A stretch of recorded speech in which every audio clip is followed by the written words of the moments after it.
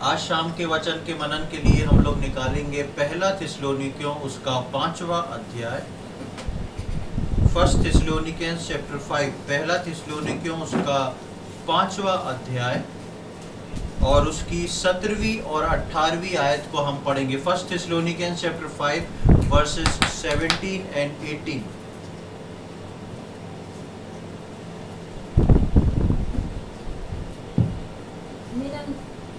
निरंतर प्रार्थना में लगे रहो, हर बात में धन्यवाद करो, क्योंकि तुम्हारे लिए मसीह यीशु में परमेश्वर की यही इच्छा है। यहाँ पर एक वचन में जब हम आते हैं तो देखते हैं प्रार्थना के विषय में एक बात बोली गई है।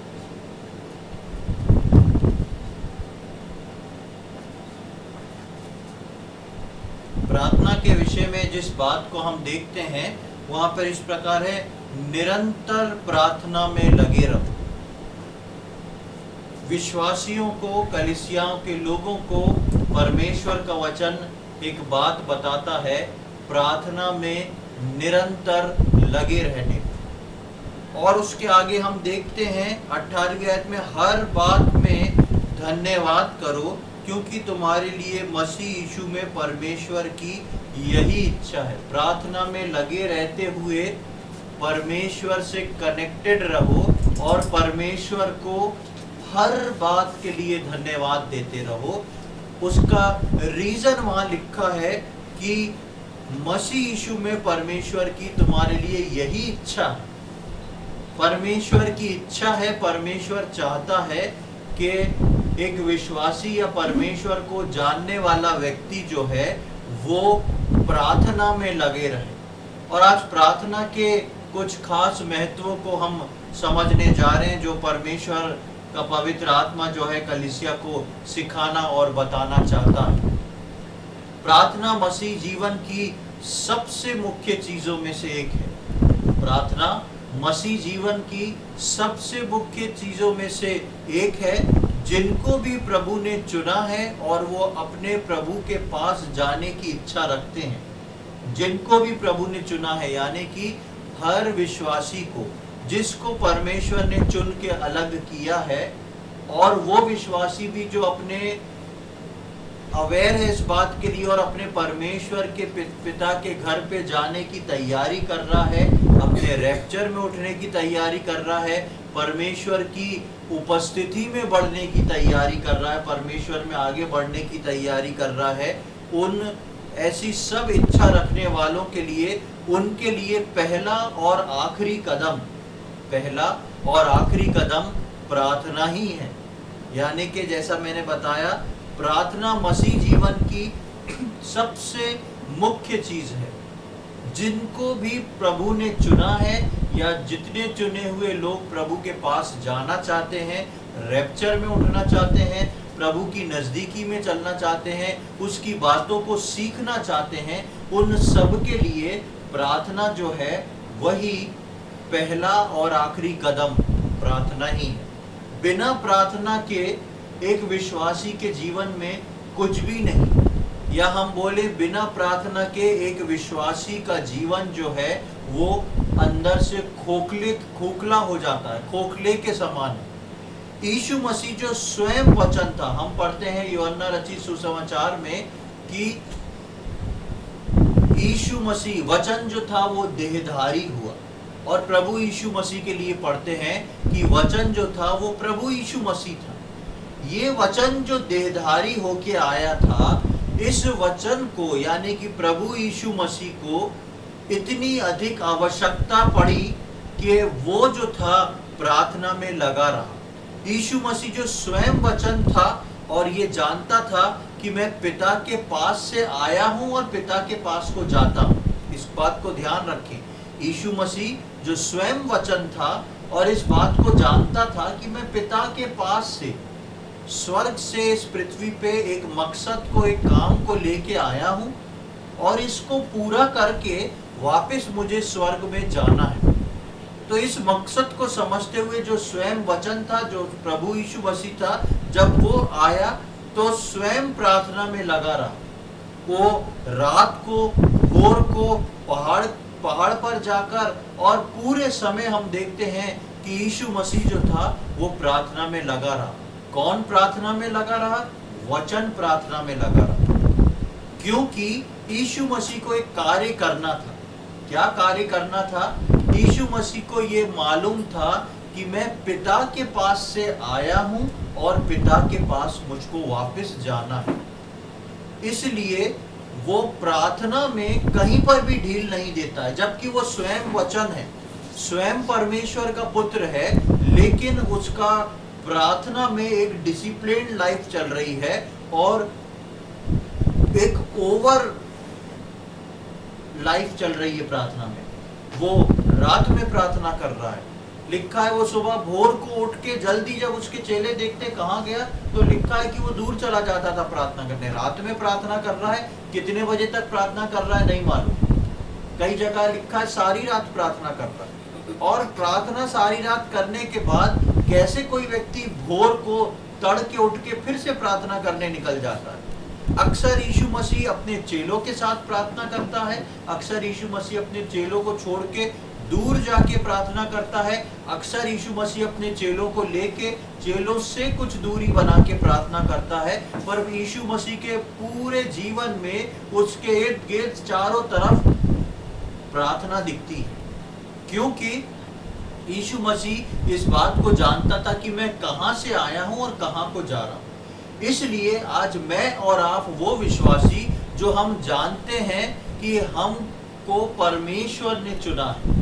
यीशु मसीह ने बोला है कि तुमने मुझे नहीं चुना, मैंने तुम्हें चुना है, और उसने मुझको और आपको परमेश्वर की संतान होने का अधिकार और सौभाग्य दिया है, जिससे अब मैं और आप इस बात को जान गए हैं और मानते हैं कि हम परमेश्वर की संतान हैं। यानी कि हम परमेश्वर की संतान हैं, हम ऊपर से आए हैं और वापस से परमेश्वर अपने इकलौते पुत्र प्रभु यीशु मसीह अपनी दुल्हन को लेने आने वाला है, और वापस कहां पहुंचाए जाएंगे?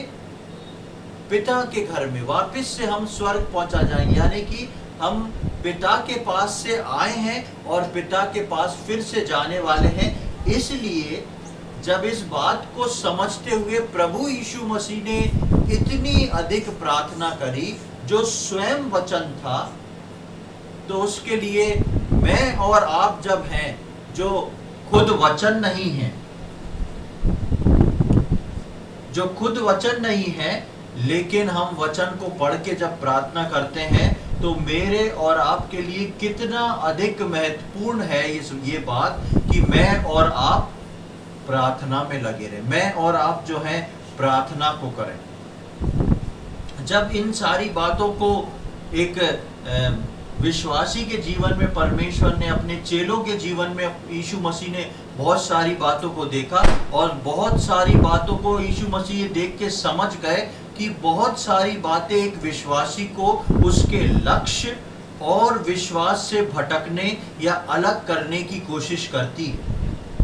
यीशु मसीह इस बात को जानते थे, समझते थे, और जब यीशु मसीह ने इन बातों को समझ लिया, देख लिया कि एक विश्वासी के जीवन में बहुत सारी बातें आती हैं जो उसको उसके विश्वास से या वो लक्ष्य जो परमेश्वर ने उसे सौंपा है उससे वो भटकते हैं और भटक के गिर जाते हैं, अलग हो जाते हैं। इसके लिए यीशु मसीह ने सब बातों के पहले इस बात को जान के एक बात अपने चेलों को बोली।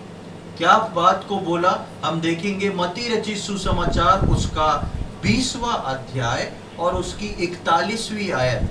Gospel according to Matthew chapter 20 verse 41।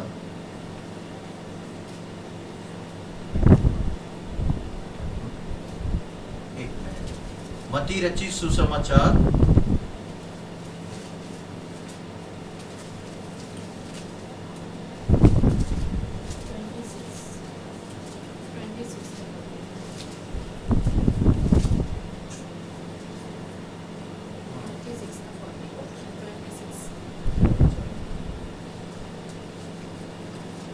जागते रहो और प्रार्थना करते रहो कि तुम परीक्षा में ना पड़ो। आत्मा तो तैयार है परंतु शरीर दुर्बल है। हाँ, मत्ती 26 का 41। हाँ 26वें अध्याय की 41वीं आयत है, वो उसको ठीक कर लें।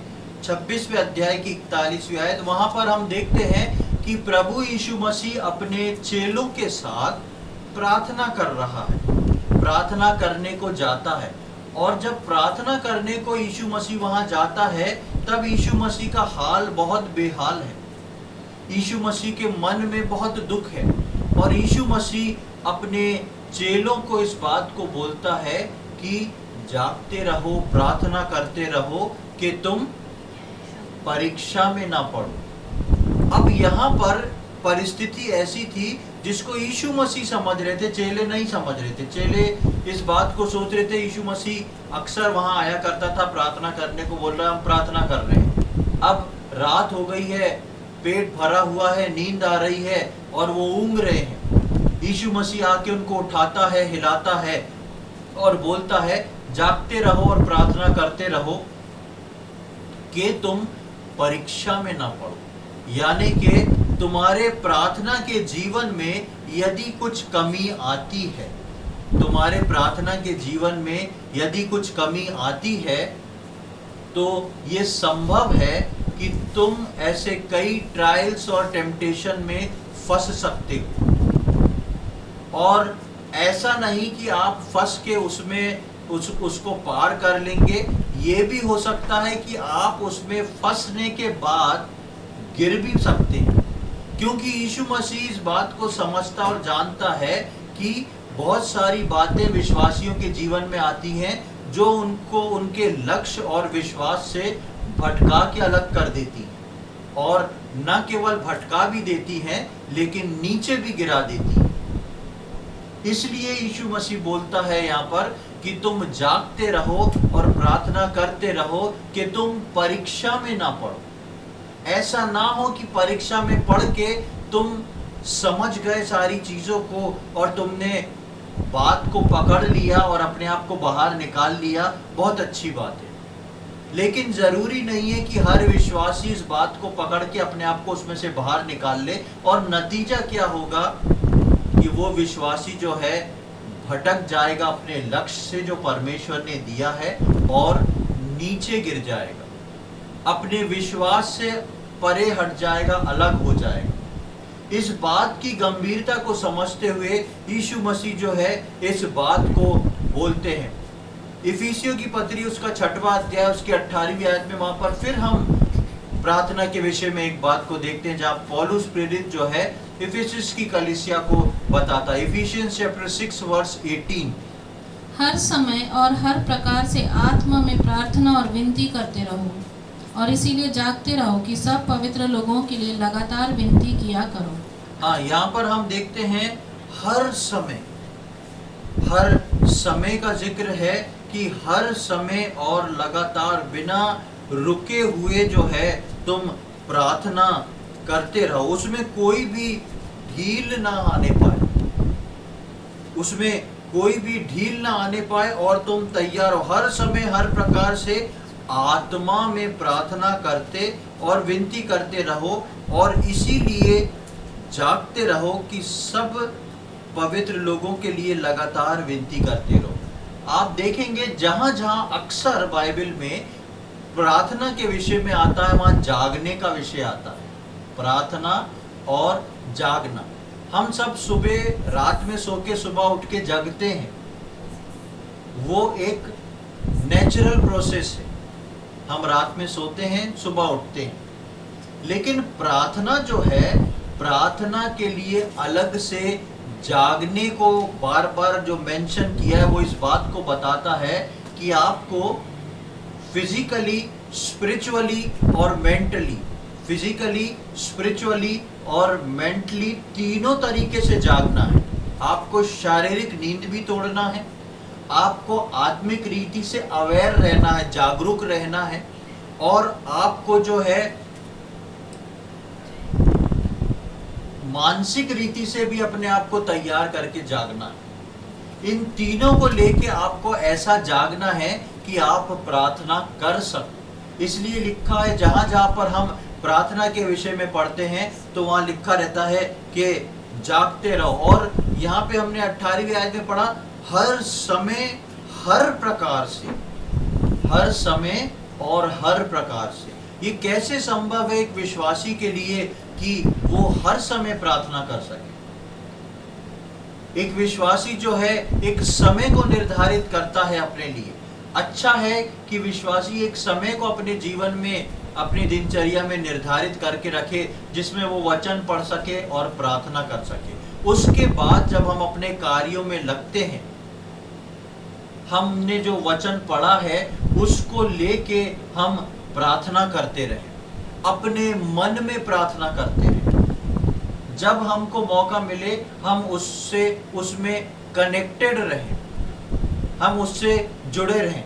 आपने देखा होगा, आप सबके पास मोबाइल फ़ोन है और जनरली सबके घरों में वाईफाई रहता है। जब आप अपने घर से बाहर निकलते हैं तो आपका वाईफाई का कनेक्शन कट ऑफ हो जाता ऑटोमेटिकली। आप बाहर जाते हैं तो आपका डाटा अपने आप ऑन हो जाता है और आपका डाटा चलता रहता, आपका नेट चलता रहता है। जैसे ही आप अपने घर में आते हैं, उसको जैसे ही वाईफाई का सिग्नल मिलता है, अपने आप डाटा कट ऑफ हो जाता है, आपके वाईफाई से आपका मोबाइल चलने लगता है। यानी कि आप हर पल जो है इंटरनेट से कनेक्टेड हैं। इसी प्रकार परमेश्वर का वचन और प्रार्थना है। आप जहां कहीं भी जाएं, जैसी भी परिस्थिति में जाएं, आप परमेश्वर के साथ हमेशा कनेक्टेड रहें। चाहे आपके बातें हों, चाहे आपके विचार हों, चाहे आपके कार्य करने का तरीका हो, आप आत्मा में परमेश्वर के साथ जुड़े रहें। हर समय प्रार्थना करने का मतलब यह है कि आप अपने आप को परमेश्वर की प्रेजेंस में रख के चलने की कोशिश करें कि कोई है जो मुझे देख रहा है, कोई है जिसका वचन मैंने पढ़ा है, कोई है जिसने मुझे सुबह ये वचन दिया है, ये आज्ञा दी है, कोई है जिसका वचन मैं सीख रहा हूं और मैं उसकी नजरों के सामने बना हुआ, इसलिए मैं उसकी उपस्थिति में हूं। तो इस प्रकार जब प्रभु यीशु मसीह देखते हैं और इस बात की हिदायत को देते हैं और बताते हैं, पर हम देखते हैं कि ऐसा क्या है कि परमेश्वर का वचन इतना प्रार्थना पर महत्व दे के इसको सिखाना चाहता है। क्यों यीशु मसीह को प्रार्थना करने की इतनी आवश्यकता पड़ी और क्यों बाइबल में इतनी जगह पर प्रार्थना के विषय में लिखा है। और जब आप सेकंड कमिंग के विषय में पढ़ेंगे तो हर जगह अक्सर आपको मिलेगा, जागते रहो प्रार्थना करते रहो, जागते रहो प्रार्थना करते रहो। यानी कि प्रार्थना जो है वो इतना महत्वपूर्ण है एक विश्वासी का उद्धार पाए हुए दिन से लेके उसके आगमन पर उसके उठाया जाना जो है, वो सब कुछ जो डिपेंड है वो आपके प्रार्थना के जीवन पे डिपेंड है। इसलिए प्रार्थना का जीवन जो है वो बहुत ही महत्वपूर्ण है। अब क्यों ये महत्वपूर्ण है? क्योंकि यही प्रार्थना जो है वो हमारी आत्मा प्राण देह को मिलाकर एक सही दिशा में चलाती है। प्रार्थना एक ऐसा टूल है, प्रार्थना एक ऐसा औजार है जो कि एक विश्वासी के आत्मा प्राण देह को तीनों को एक साथ मिला के प्रभु में चलाती है। वरना मनुष्य एक ऐसा व्यक्ति है या ऐसा व्यक्तित्व है उसका कि उसका आत्मा जो है वो एक और भागता है, उसका प्राण एक और भागता है और उसका शरीर किसी और भागता है। ये तीनों जगह पर भागता है। लेकिन प्रार्थना क्यों प्रभु यीशु मसीह बार बार की और क्यों विश्वासियों को बोल रहे हैं? क्योंकि प्रार्थना ही है जो एक आत्मा, शरीर और प्राण तीनों को बांध के एक तरफ कर देती है। हम देखेंगे रोमियो की पत्री उसका 7वां अध्याय, book of Romans chapter 7। Romeo की पत्री उसका 7वां अध्याय और उसका 15 से लेके 20 तक पढ़ें। वहां पे देखें पौलुस प्रेरित किस बात को बताते हैं। जो मैं कहता हूँ, जो मैं करता हूँ उसको नहीं जानता, क्योंकि जो मैं चाहता हूँ वो नहीं किया करता, परंतु जिससे मुझे घृणा आती है वही करता हूँ। यदि जो मैं नहीं चाहता वही करता हूँ तो मैं मान लेता हूँ कि व्यवस्था भली है। तो ऐसी दशा में उसका करने वाला मैं नहीं वरन पाप है जो मुझ में बसा हुआ है। क्योंकि मैं जानता हूँ कि मुझ में अर्थात मेरे शरीर में कोई अच्छी वस्तु वास नहीं करती। इच्छा तो मुझ में है परंतु भले काम मुझसे बन नहीं पड़ते।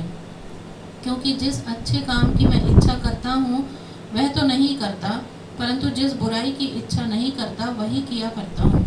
अतः यदि मैं वही करता हूँ जिसकी इच्छा नहीं करता, तो उसका करने वाला मैं न रहा, परंतु पाप जो मुझ में बसा हुआ है।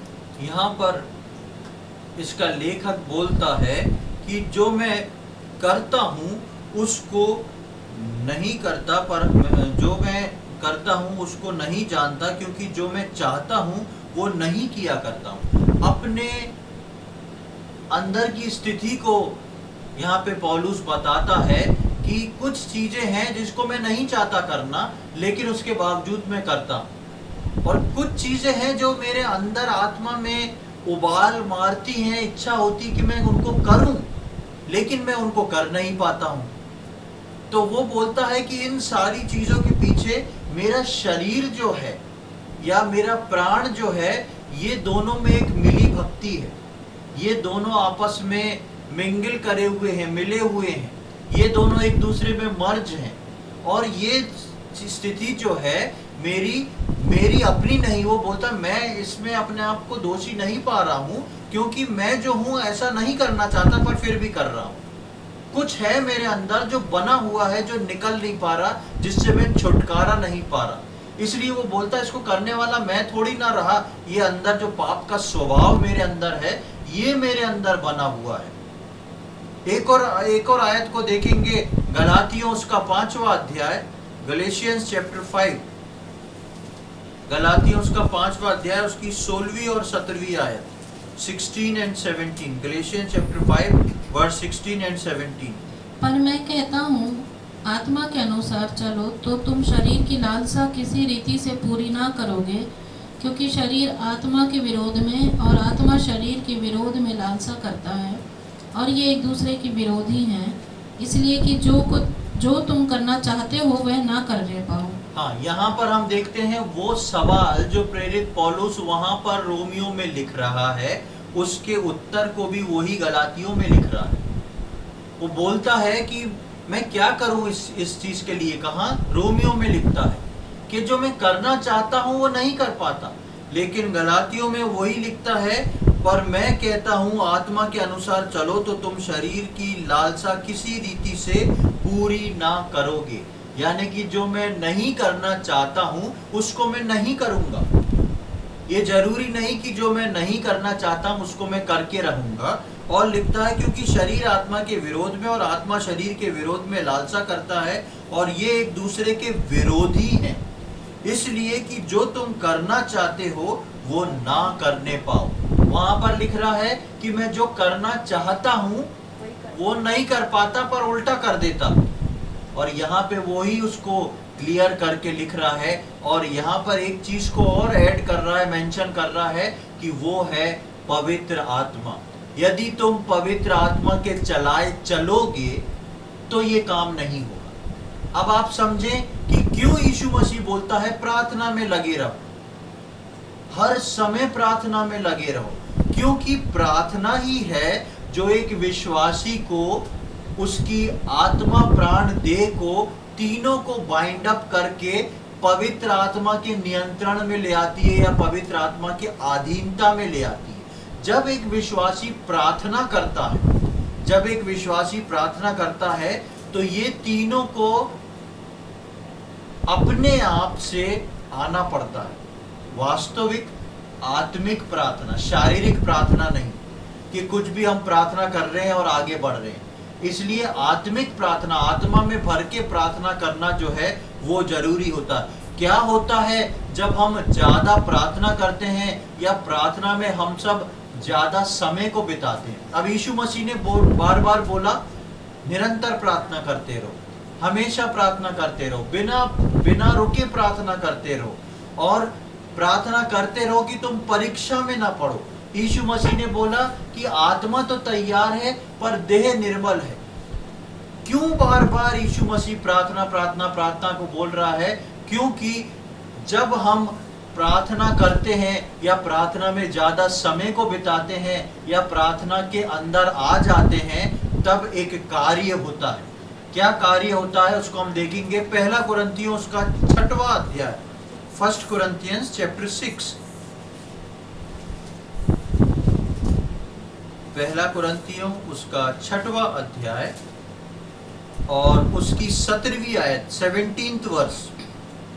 और जो प्रभु की संगति में रहता है वह उसके साथ एक आत्मा हो जाता है। जो प्रभु की संगति में रहता है, कैसे रहता है?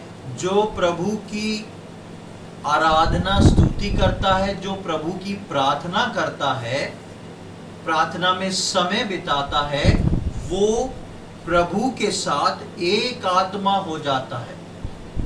इन वन स्पिरिट, एक आत्मा हो जाता है। जब एक व्यक्ति प्रभु के साथ एक आत्मा हो जाता है, तब प्रभु का आत्मा उसकी आत्मा प्राण देह पे अपने नियंत्रण को ले लेता है। अब सोच के देखें, आप सुबह उठे, आपने प्रार्थना करी और प्रार्थना करके आप अपनी दिनचर्या के कामों में अलग अलग निकल गए। कोई घर पे काम कर रहा है, कोई बाहर काम कर रहा है, कोई नौकरी पे गया, कोई बिजनेस कर रहा है। आप जब प्रार्थना करके गए, उसका प्रभाव आपके पास, आपके साथ रहा, लेकिन उसके बाद आपके आत्मा तो परमेश्वर से प्रसन्न है, लेकिन आपका शरीर और आपका प्राण जो है, उसका इंटरेक्शन जो है दुनिया से हो रहा है, दुनिया के लोगों से हो रहा है, दुनिया की बातों से हो रहा है, दुनिया के समय में दुनिया की चीजों से हो रहा है। उससे क्या होता है कि वापस से वो अलग और भागने लगते हैं। शाम तक जब आप आते हैं या दोपहर तक आते हैं, ये उस बात पे निर्भर करता है कि कितना आपका शरीर और प्राण बाहर से असर खाया है। वो अपनी धुन में चलना की कोशिश करता है, अपनी धुन में शुरू हो जाता है, और जब वो अपनी धुन में शुरू हो जाता है तो आपका आत्मा तो परमेश्वर से जुड़ा है। आत्मा चाहता है कि कुछ देर बैठ के प्रार्थना करे, प्राण और शरीर चाहता है कि कुछ देर बैठ के मोबाइल से या टीवी से आप अपना एंटरटेनमेंट करें। आत्मा कहता है चलो 5 मिनट बैठ के प्रार्थना करेंगे, लेकिन शरीर बोलता है मैं दिन भर बहुत थक के आया हूँ, मुझे बहुत मानसिक तनाव है, बहुत स्ट्रेस है, मुझे थोड़ा सा एंजॉयमेंट चाहिए, मुझे थोड़ी देर के लिए ये करना है।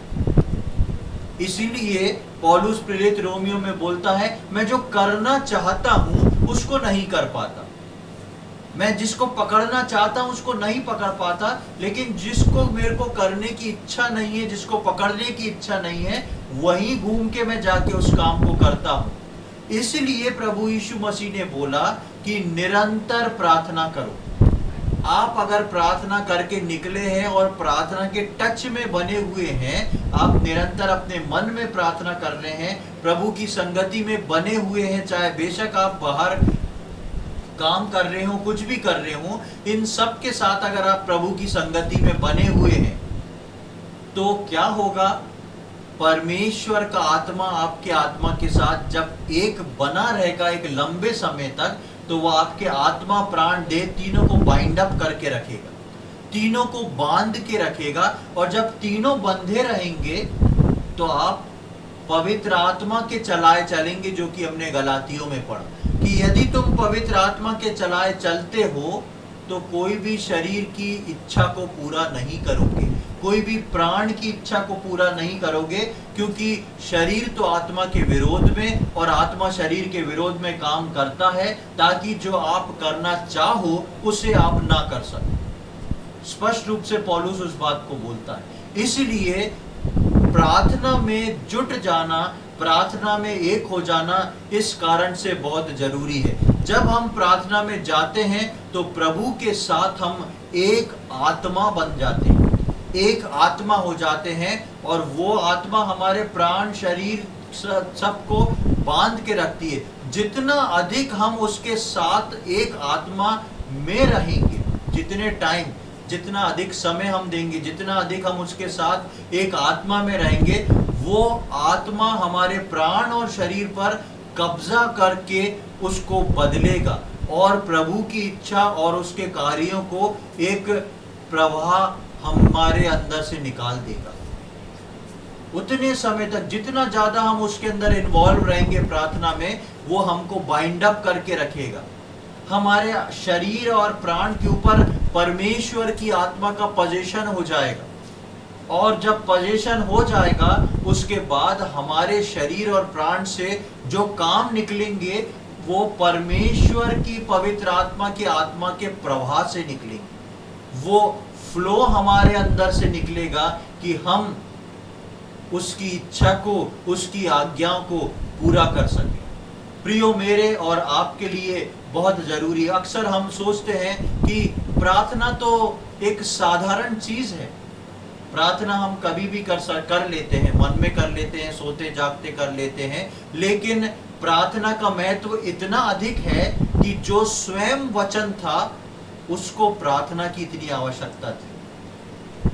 क्या जरूरत थी जो परमेश्वर का पुत्र, जो स्वयं परमेश्वर, जो स्वयं वचन है, वो रात भर प्रार्थना कर रहा है, अपने चेलों के लिए प्रार्थना कर रहा है, दुनिया के लोगों के लिए प्रार्थना कर रहा है, रात भर प्रार्थना करके आके सुबह प्रार्थना कर रहा है। क्यों? क्योंकि वो अपने आप को अपने पिता से कनेक्टेड रखता था। और वो बोलता है कि मैं अपने आप से कुछ नहीं करता, जो अपने पिता को करता देखता हूं उसको मैं करता हूं। इसका मतलब कि यीशु मसीह अपने पिता की ओर हमेशा निहारते रहते थे। पूरे समय यीशु मसीह की निगाह अपने पिता पे थी। वो क्या कर रहा है उसको देख के मुझे करना है। मेरी और आपकी निगाह कुछ देर के लिए अपने परमेश्वर पे होती है, उसकी आत्मा की अगुवाई पे होती है, उसके बाद हम वो करते हैं जो हम नहीं करना चाहते, क्योंकि प्रार्थना से हम दूर हैं।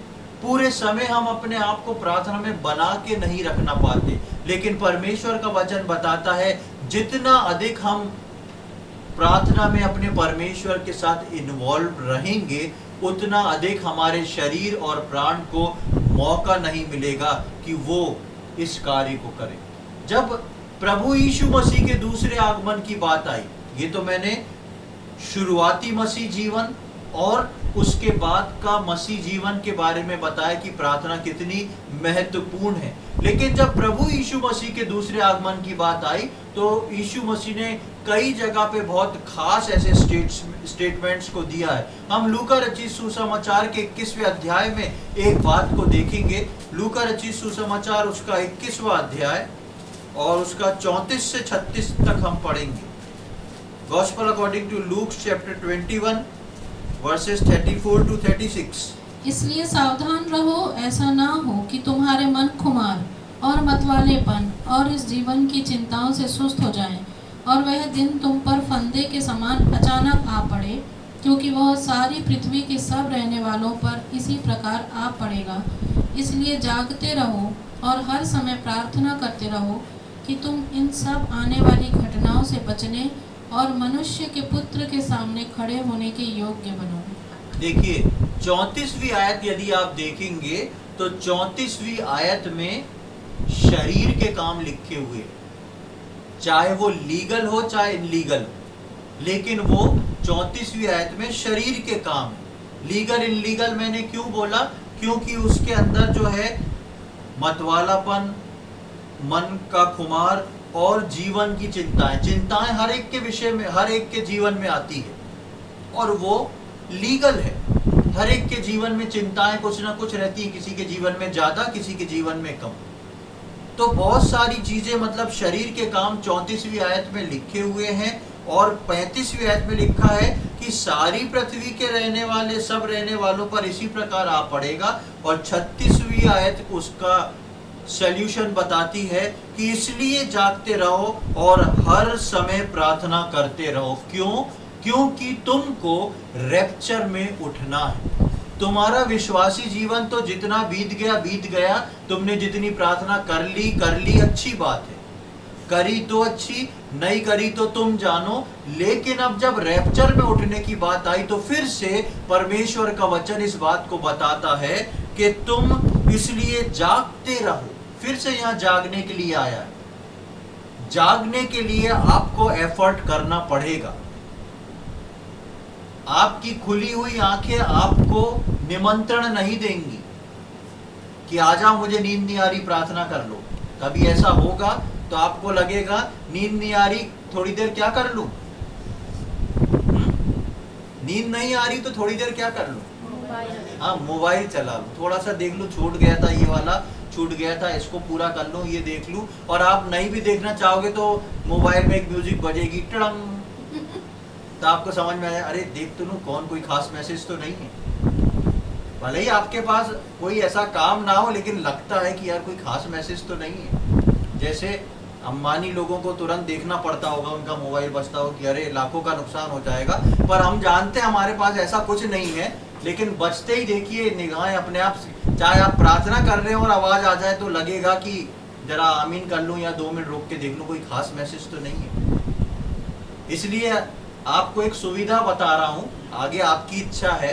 मैंने अपने मोबाइल की सारी टोन बंद कर रखी है, मैंने अपने मोबाइल की सारी टोन बंद कर रखी। कुछ हो जाए, अगर मैं प्रार्थना कर रहा हूं या वचन पढ़ रहा हूं या सो रहा हूं तो कुछ नहीं सुनूंगा। इसलिए मैं कई लोगों से बोलता हूं कि अगर मैं मैसेज नहीं पढ़ रहा हूं तो आप कॉल कर दीजिए मेरे को। तो ये छोटी सी चीज है, हमारी आंख जब खुली रहेगी ये कभी नहीं बोलेगी नींद नहीं आ रही चलो प्रार्थना में बैठेंगे। ये कहेगी हम मोबाइल चला लें या इस चीज के विषय में सोचें या ये काम कर लें या ऐसा कर लें।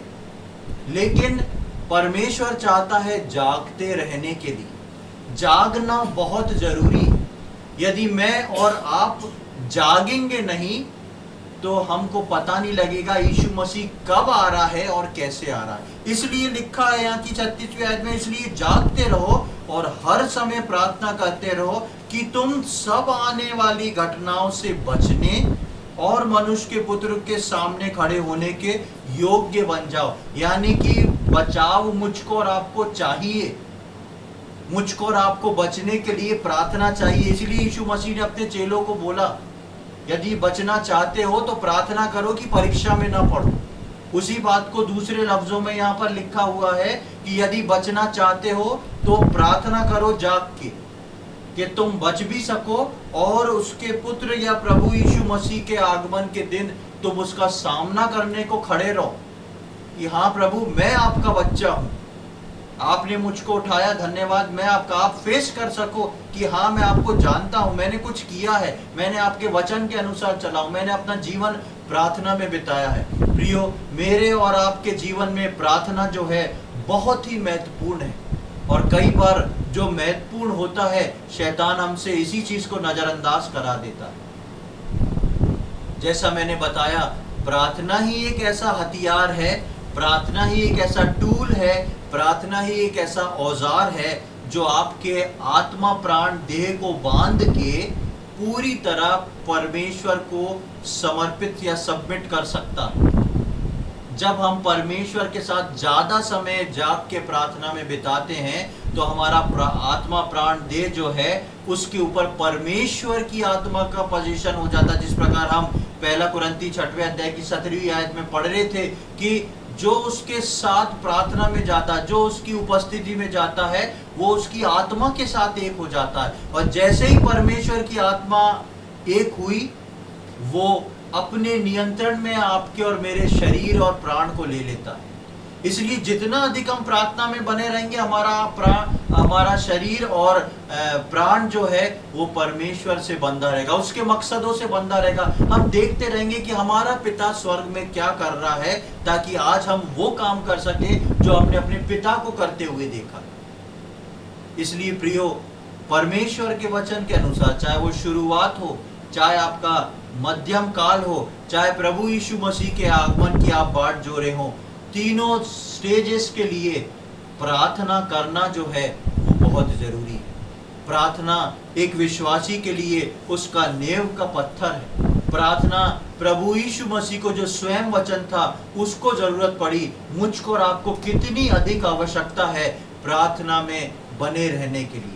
आगे आने वाले समय में परमेश्वर हम में से प्रत्येक की सहायता करे कि इस वचन के अनुसार मैं और आप आज से अपने आप को प्रार्थना के लिए समर्पित कर दें। आज से मैं और आप अपनी आंखों को खोल के प्रभु के सम्मुख ले आए कि प्रभु मैं प्रार्थना करूंगा, मैं आपके साथ एक आत्मा होना चाहता हूं, ताकि मेरे प्राण को, मेरे शरीर को आप अपने नियंत्रण में लें, आप अपने कब्जे में लें, और जो आप चाहते हैं उस कामों को मैं कर सकूं। परमेश्वर इन वचनों को समझने में हम में से प्रत्येक की सहायता करे। प्रभु के नाम की महिमा हो। आइए हम प्रार्थना करें। प्रभु जी, हम धन्यवाद के साथ आपके सम्मुख आते हैं। सुंदर दिन, सुंदर समय के लिए धन्यवाद देते हैं प्रभु। एक और बार आपने हमारे जीवन में ये अवसर प्रदान किया प्रभु कि हम आपके वचनों से प्रार्थना के विषय में सीख सके। हम प्रभु आपके वचनों में देख रहे थे जो स्वयं वचन था उसने प्रार्थना करी, आपके लोगों ने प्रार्थना करी। और प्रभु हम देख रहे थे कि आपका वचन बोलता है प्रार्थना करो कि परीक्षा में ना पड़ो, जागते रहो, प्रार्थना करते रहो, निरंतर प्रार्थना में बने रहो। प्रभु हमारे जीवन में कई कमियां और घटियां हैं प्रभु, हम आज अपने आप को नम्र और दीन होके आपके सम्मुख आए हैं। जितने लोग आज बैठ के इन वचनों को सुने हैं, जितने आगे आने वाले समय में इन वचनों को सुनेंगे, हम हर व्यक्ति के लिए प्रार्थना करते हैं। प्रभु यदि किसी के आत्मिक जीवन में प्रार्थना की कमी है तो हम प्रार्थना करते हैं प्रभु आज आप उसको परिपूर्ण कर दें। प्रभु जी आज आप उसके आत्मा प्राण देह को छू लें। प्रभु जी हम विनती प्रार्थना करते हैं प्रभु आप अपने उस स्वर्गीय धार्मिकता के हाथ को बढ़ा के ऐसे हर व्यक्ति को आज छू ले प्रभु जी, ताकि उसका जीवन प्रभु बदल जाए, आज से उसका जीवन पूरी रीति से बदल जाए और वो व्यक्ति प्रभु जी प्रार्थना का योद्धा हो जाए, वो प्रार्थना करने वाला व्यक्ति हो जाए, एक प्रार्थना में लवलीन रहने वाला, प्रार्थना में पूरे समय बने रहने वाला व्यक्ति हो जाए। प्रभु जी हम प्रार्थना करते हैं जितनी अड़चनें आती हैं, जितनी ऐसी चीजों को शैतान लाता है जो प्रार्थना में आने से लोगों के जीवन में रुकावट को पैदा करती है, हम उन सारी रुकावटों को यीशु मसीह के नाम से तोड़ते और दूर करते हैं। और प्रभु हम प्रार्थना विनती करते हैं प्रभु कि आप अपनी उपस्थिति से हर व्यक्ति को भरें प्रभु जी, और प्रभु आपका पवित्र आत्मा आज हर विश्वासी को, हर व्यक्ति को छुए प्रभु जी, ताकि प्रभु उनके जीवन बदलने पाए और वो प्रार्थना में प्रभु जी ज्यादा से ज्यादा समय बिता सकें और आपके आगमन के लिए प्रभु जी हर खतरों से बच सकें और मनुष्य के पुत्र प्रभु यीशु मसीह के चेहरे को देखने वाले, उसका सामना करने वाले हो जाएं। ऐसी हमारी विनती प्रार्थना है। आपकी बड़ी दया प्रभु जी हर विश्वासी के लिए, हर वचन सुनने वाले के लिए हम करते हैं प्रभु जी, आज से उनके जीवन बदलने पाए, उनके जीवन परिवर्तित होने पाए, ऐसी हमारी विनती प्रार्थना है। प्रभु आपने हमारी प्रार्थना को सुन लिया, उसके लिए हम धन्यवाद देते हैं। ये सारी बातें अपने उद्धार करता प्रभु यीशु मसीह के पवित्र और मीठे नाम से मांगते हैं, आमीन।